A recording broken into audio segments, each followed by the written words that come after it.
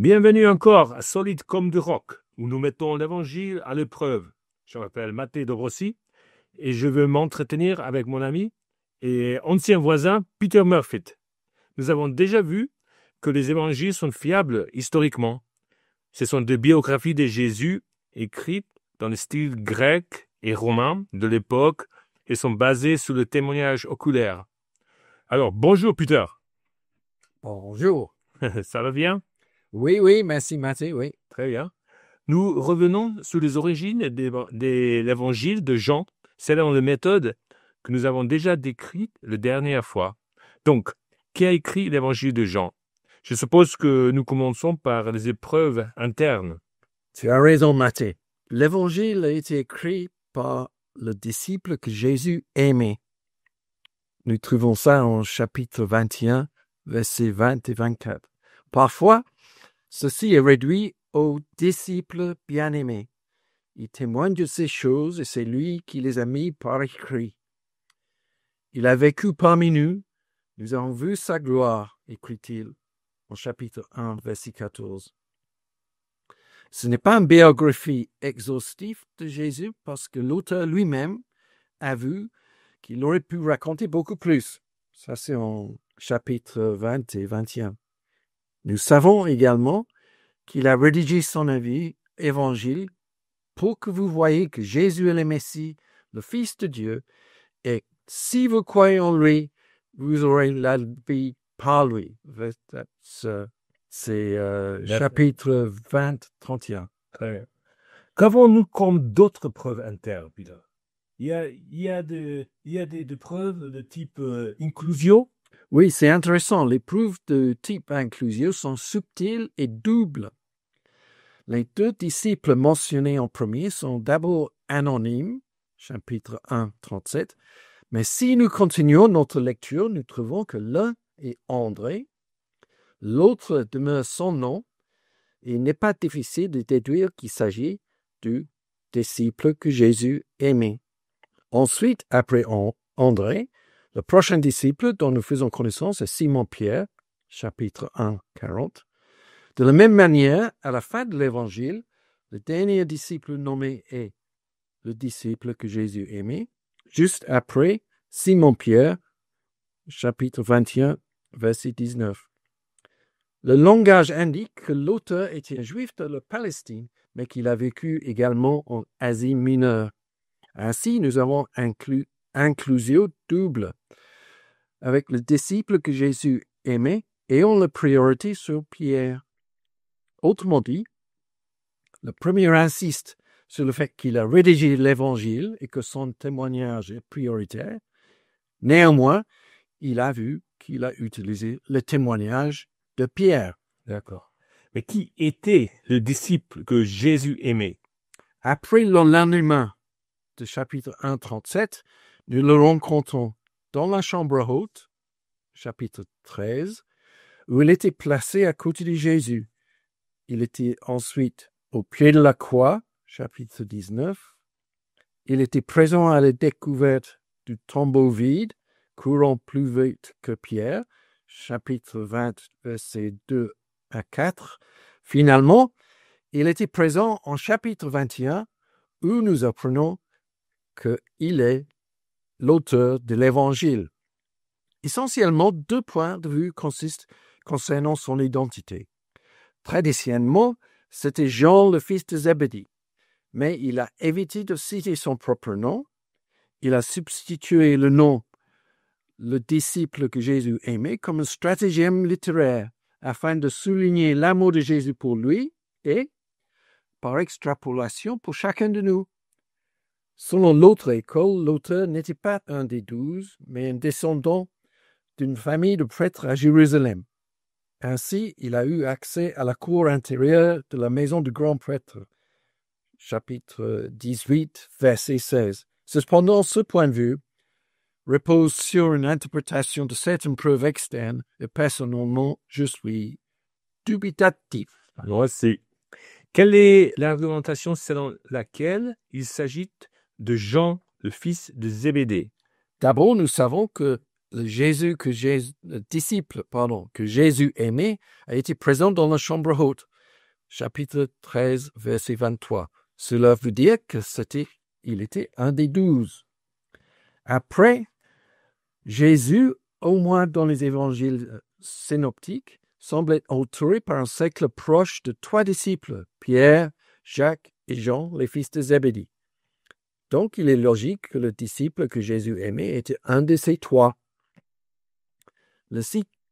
Deuxièmement, le disciple que Jésus aimait était constamment différencié de Pierre, même si leur relation est proche.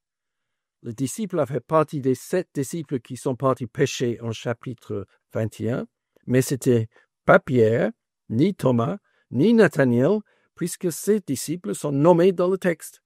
Ainsi, c'était soit un fils de Zébédée, soit un des disciples qui ne sont pas nommés.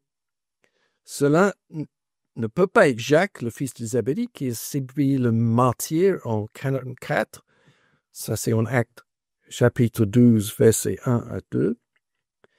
Puisque le disciple que Jésus aimait a vécu assez longtemps pour amener les gens à croire qu'il ne mourrait pas. Chapitre 21, 23. Donc, nous concluons que le disciple que Jésus aimait était bien Jean, le fils de Zébédée. Et nous pouvons ajouter que si le disciple que Jésus aimait n'est pas Jean, le fils de Zébédée, son anonymat dans l'Évangile et celui de son frère Jacques sont bizarres. S'il ne s'agit pas d'un stratagème littéraire, il faut trouver une autre explication et personne n'en propose. Un autre sujet intéressant concerne le fait que quelques personnes sont nommées dans l'évangile de Jean qui demeurent anonymes dans les évangiles synoptiques, notamment dans Marc. C'est l'anonymat sélectif ou protectif, n'est-ce pas? Oui, j'aime bien ça. C'est intéressant. Certains personnages dont les noms ne sont pas cités dans l'évangile de Marc trouvent un nom dans l'évangile de Jean. Cela devient particulièrement évident lorsque nous comparons les récits dans les 2 évangiles de l'arrestation de Jésus et de sa passion. Cela laisse supposer que l'évangile de Jean a été rédigé après celui de Marc.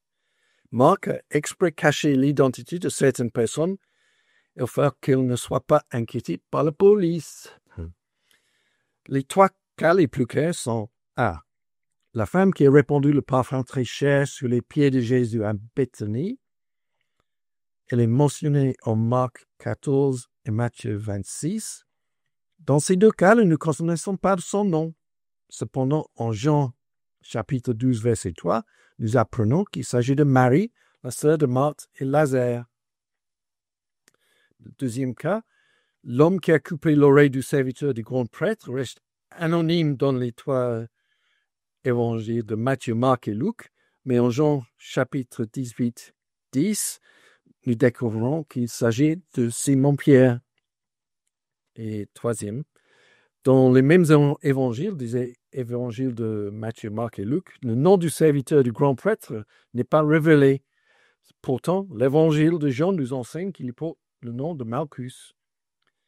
Si l'information selon laquelle Pierre en était le responsable avait été connue, il aurait été inculpé pour coups et blessures.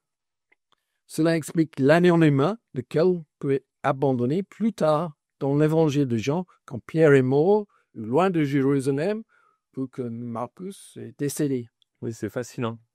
Avons-nous d'autres preuves internes, Pierre?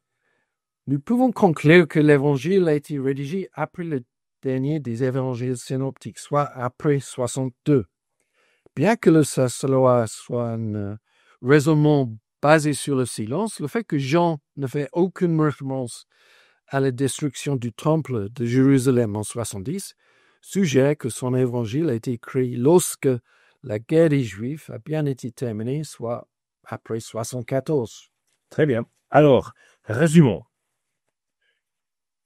Les preuves internes montrent que l'évangile a été écrit par le disciple que Jésus aimait. De plus, les épreuves internes indiquent que l'identité de l'auteur correspond à celle de Jean, le fils de Zébédée, un membre des 12, un pêcheur juif de Bethsaïde, chapitre 1, verset 44. C'était un jeune homme pendant le ministère de Jésus. Ainsi, il n'était pas une menace pour les Sédites à Jérusalem, bien qu'il les ait connus. On apprend ça au chapitre 18, verset 16. Il a pu également vivre longtemps après l'ascension de Jésus, qui est cité en chapitre 21, verset 23. Il a utilisé son propre témoignage oculaire, ainsi que celui de Pierre, en rédigeant son évangile, lequel avait un but de évangélisation, qu'on apprend à chapitre 20, verset 31. Les épreuves internes situent l'écriture d'évangile quelque part entre 74 et l'année 130. Oui, pour être plus précis, nous devons examiner les preuves externes. Des écrivains gnostiques ont déjà cité l'évangile de Jean tôt dans le IIe siècle. Cependant, les premiers apologistes chrétiens, tels que Justin Martyr, qui a écrit entre 55 et 157, ont aussi recours à l'évangile de Jean. De la même manière, Tatian, un disciple de Justin, a énormément cité l'évangile de Jean dans son Diatessaron, en environ 170. Une harmonisation des évangiles. Autrement dit, encore une fois, l'évangile de Jean a été écrit avant 160. Mais est-ce qu'on peut être encore un peu plus précis sur les dates de l'écriture? Oui. Les extraits de Papias démontrent que l'évangile existait déjà quand Papias a écrit entre 100 et 107. Puis nous avons Irénée. Oui. Pour Irénée, le disciple que Jésus aimait était Jean, le fils de Zébédée, et l'auteur de l'évangile de Jean. Il dit, « Puis Jean, le disciple du Seigneur, celui-même qui avait reposé sur sa poitrine, publia lui aussi l'évangile, tandis qu'il séjournait à Éphèse en Asie. » Ceci est clairement une référence à Jean 13, verset 23, et à Jean, un membre des 12. Irénée connaissait Polycarpe personnellement. Polycarpe était intime avec les apôtres et il était évêque de Smyrne. Ça, c'est en Asie. Il a subi le martyre en 156 à l'âge de 86 ans. Irénée raconte, Polycarpe parlait de ses relations avec Jean et les autres disciples qui avaient vu le Seigneur, comment il rappelait leurs paroles et les choses qu'il leur avait entendu raconter concernant le Seigneur, en ce qui concerne ses miracles, aussi bien que son enseignement, comment Polycarpe avait reçu tout cela, des témoins oculaires de verbes de vie, et il rapportait en conformité avec les Écritures. Nous déduisons que Polycarpe fait référence à Jean, le fils de Zébédée, l'auteur du 4e évangile.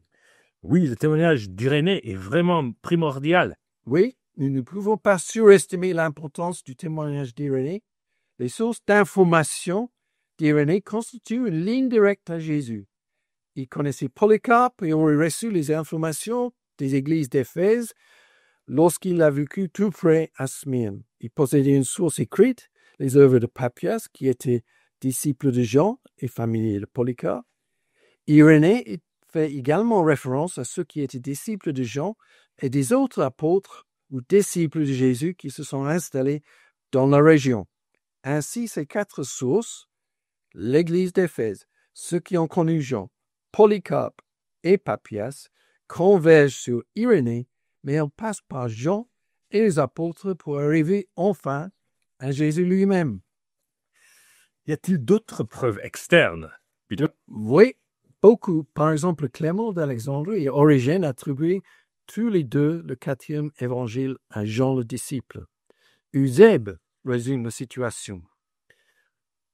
En ce temps, en Asie, survivait encore Jean, celui que Jésus aimait, qui fut à la fois apôtre et évangéliste. Il gouvernait les églises de ce pays après être revenu à la mort de Domitien de l'île où il avait été exilé. Que jusqu'à cette époque, il fut encore de ce monde. 2 témoins suffisent à le prouver. Ils sont dignes de foi. L'un est Irénée, l'autre Clément d'Alexandrie.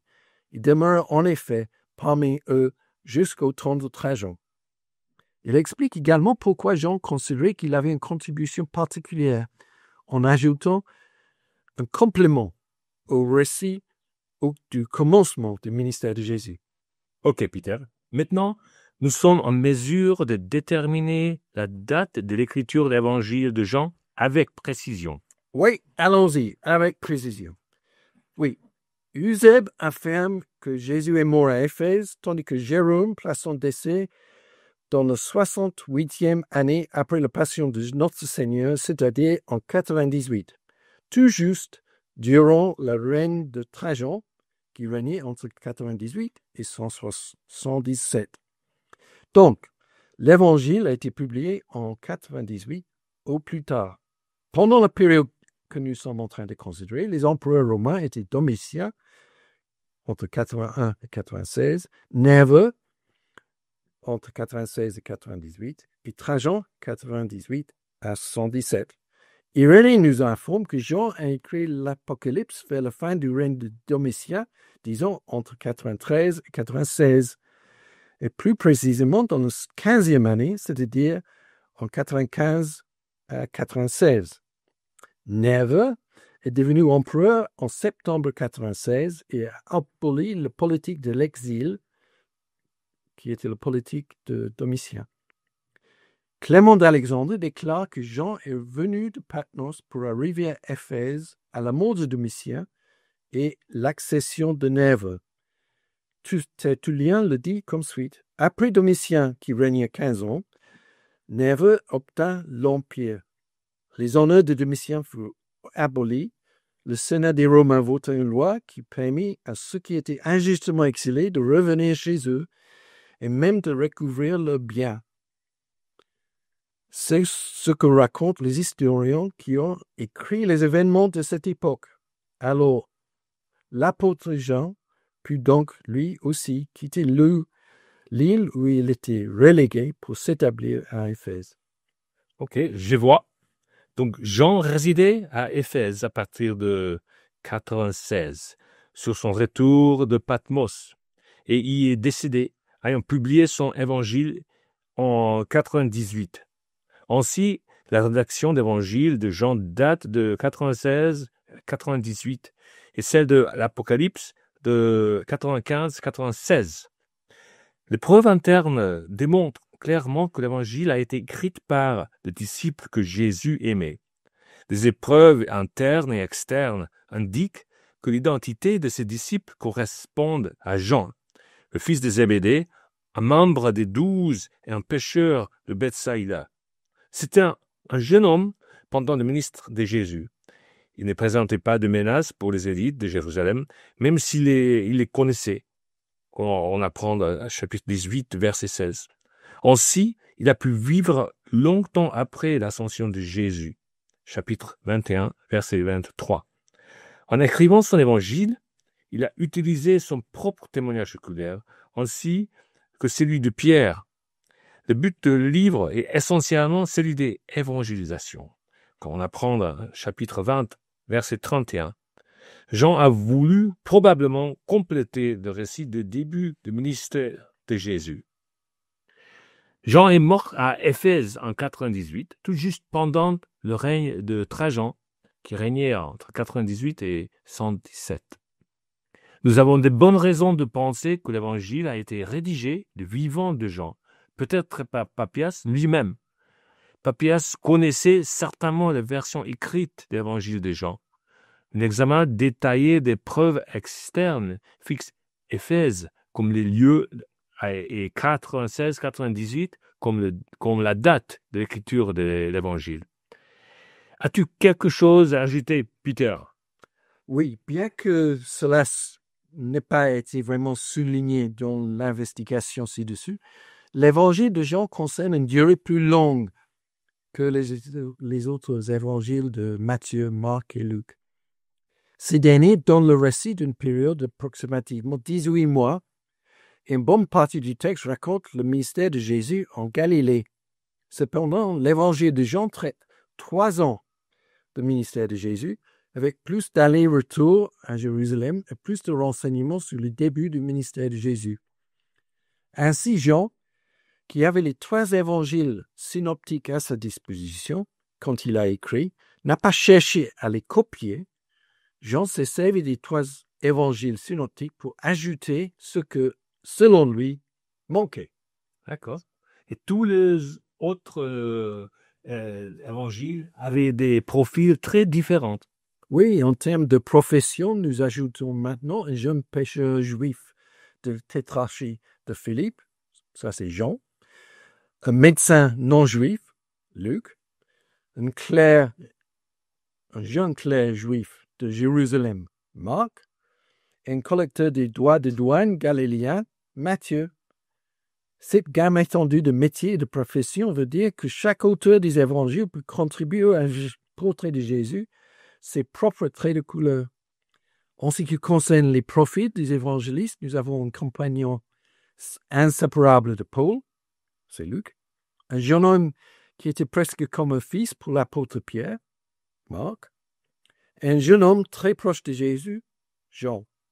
Nous avons 2 membres des 12 d'origine, Matthieu et Jean, et un membre du cercle intime des 3 Jean, qui allait presque partout avec Jésus. Ce sont des atouts de crédibilité considérables. Absolument. Eh bien, Peter, jusqu'à la prochaine fois, que Dieu vous bénisse. Oui, que Dieu vous bénisse. À la prochaine fois. Au revoir. Au revoir.